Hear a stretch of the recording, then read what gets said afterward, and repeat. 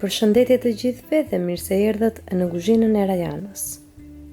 Sot do të përgatisim së bashku akullore parfe ose kasata, ashtu siç bëshin dikur me vezë. Kjo është receta e vjetër e kuzhinës shqiptare, megjithatë me kalimin e viteve janë bërë edhe disa ndryshime në recetë, por që në thelb ngelet receta e njëjtë dhe është receta e viteve 90, atëherë kur akulloret parfe ose akulloret kasata shijonin shumë. E sigurisht unë sot e kam sjellë këtë recetë që të gjithë ju mund ta përgatisni në familjen tuaj dhe pse jo të kujtoni kohrat e bukura kur i keni shijuar këto akullore.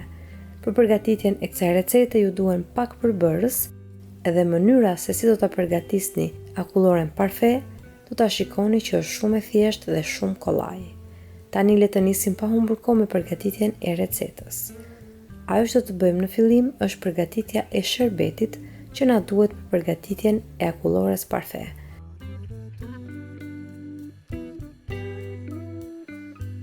Unë në një tenxhere kam shtuar një gjysmë gote me sheqer dhe kam shtuar edhe pothuajse një gotë plot me ujë të ftohtë.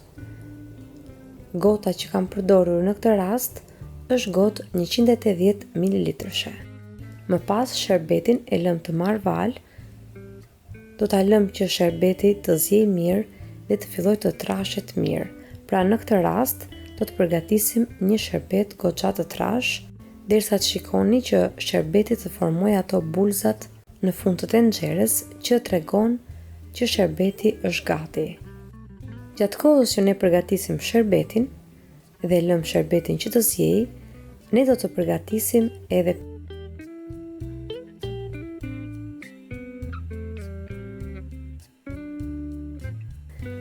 për këtë recetë unë kam përdorur 4 kokra vezë. Nëse dëshironi të përgatisni më tepër nga sa kam përgatitur unë në këtë video, sigurisht ju mund të dyfishoni përbërësit. Unë kam përdorur 4 kokra vezë dhe në fillim do të bëjmë ndarjen e vezëve, pra do të bëjmë ndarjen në të bardhat e vezëve dhe në një tas tjetër do të hedhim të verdhat e vezëve. Pasi kemi bërë ndarjen e vezëve, me një mikser dore do të rrajmë të bardhat e vezëve, duke i rrahur ato deri në atë pikë që të shikoni që ato do të bëhen një masë shkumoze, që edhe nëse e ktheni tasin, masa e vezëve nuk do të bjerë nga tasi.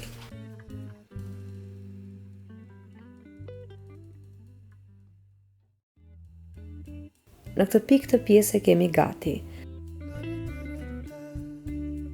Tani do të rrahim me mikser dore edhe të verdhat e vezëve. Rrahjen e tyre do ta bëni derisa të shikoni që masa fillestare e të verdhave të vezëve të dyfishohet në masë dhe ngjyra e tyre të fillojë të zbardhet. Pra në fillim kemi një ngjyrë më të verdhë dhe duke i rrahur, ngjyra e tyre do të fillojë të zbehet. Tani në këtë pikë do të hedhim edhe sherbetin. Sherbeti duhet që të jetë i nxehtë. Nga masa e sherbetit që kemi përgatitur në fillim të ngelet vetëm gjysma e asaj mase, pra sherbeti të përgjysmohet, atëherë në këtë rast mund të themi që sherbetin e keni gati. Mund ta provoni edhe me lugë dhe nëse shikoni që sherbeti kur bie në tenxhere bie avash, pra është rënduar, po themi, në këtë pikë sherbetin e keni gati për ta hequr nga zjarri. Sherbetin do ta hedhim ngadalë tek pjesa e vezëve, siç e shikoni edhe në video. Pra do ta hedhim sherbetin pak nga pak, në mënyrë që sherbeti vetëm të rrjedh, pra të mos e hidhni të gjithë masën e sherbetit një herësh. Dhe duke e hedhur sherbetin, do të vazhdojmë edhe rrahjen e vezëve. E shtojmë pjesë sherbetin dhe vazhdojmë rrajmë vezët derisa të përfundojmë të gjithë sherbetin. Dhe më pas, vezët do të vijojmë t'i rrajmë derisa të shikoni që masa e vezëve do të ftohet komplet. Ky proces është mjaft i rëndësishëm në mënyrë të tillë që të gatuhen të verdhat e vezëve. Në këtë mënyrë ju mund t'i konsumoni vezët në fund fare pa merak dhe që akullore në fund fare ta konsumoni pa frikë.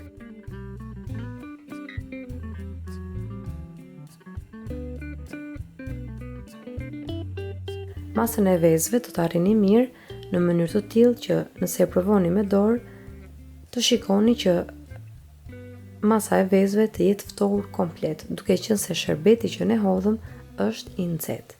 Dhe në këtë pikë tani të gjithë masën e vezëve do ta hedhim tek masa e bardhë e vezëve. Pasi nëse i hidhni të ngrohtë tek pjesa e bardhë e vezëve, do të ndodhë ajo shuarja e shkumës së të bardhës së vezëve. Pasi i përzini të dyja pjesët, tani do të rrahim edhe kremin pana ose kremin hopla, si quhet ndryshe. Unë për këtë recetë kam përdorur 250 ml krem pana për ëmbëlsira, por ju mund të përdorni edhe më tepër pana nëse keni dëshirë. Kremin pana thjesht e rrahim me një mikser dore.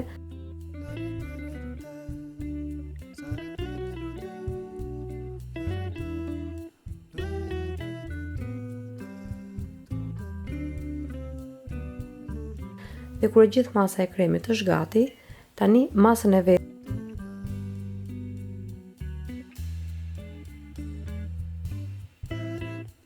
në fund fare masën e keni gati. Nëse doni tek akullorja parfe, mund të shtoni çfarëdo që keni dëshirë, mund të shtoni çokoladë, fruta të thata, rrushë të thatë.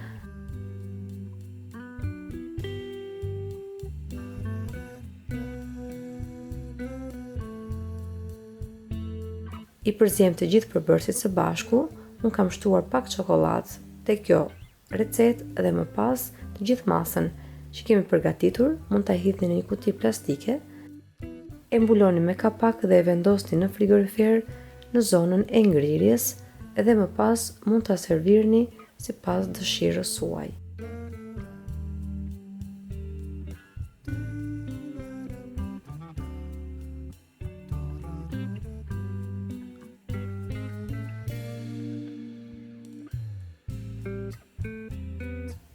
Më besoni që ka një shije fantastike, fëmijët tuaj do ta pëlqejnë shumë dhe do të bëhet e preferuara e tyre në shtëpi.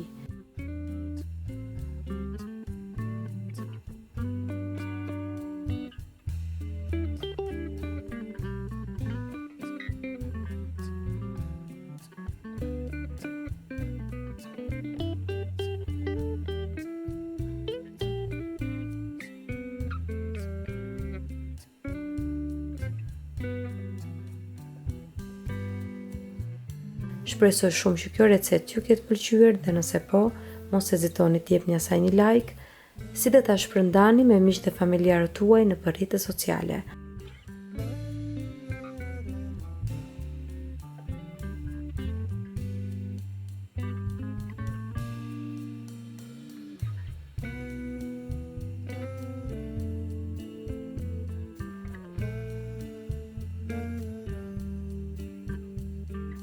Gjithashtu, mos nguroni të abonojeni në kanalin tim, si dhe të shtypni zilën e vogël anash kanalit, në mënyrë që të njoftoheni sa herë në kanal postohen recetat e reja.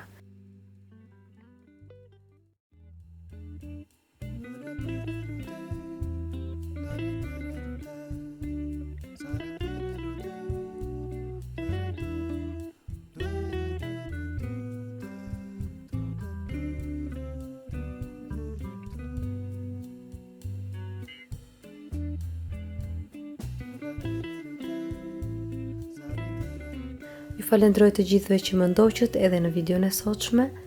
Bashkë do dëgjohemi sërish në videon e radhës. Deri atëherë, Zoti ju bekatoft të gjithëve.